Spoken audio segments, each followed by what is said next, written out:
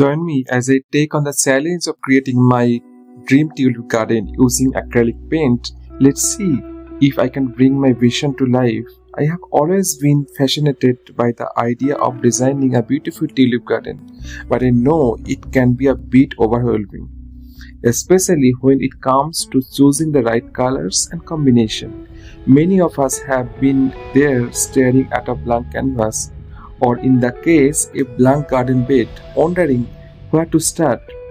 One of the biggest challenges is color coordination. With so many gorgeous tulip varieties out there, it's easy to get caught up in picking every color you love, only to end up with a garden that looks chaotic. And then there's the issue of plant care. Tulips can be pretty finky, requiring just the right amount of sunlight, water, and soil. Not to mention, their bloom times can vary, leaving you with a garden that looks space at time. Plus, there's the worry of pest and disease that can ruin all the hard work.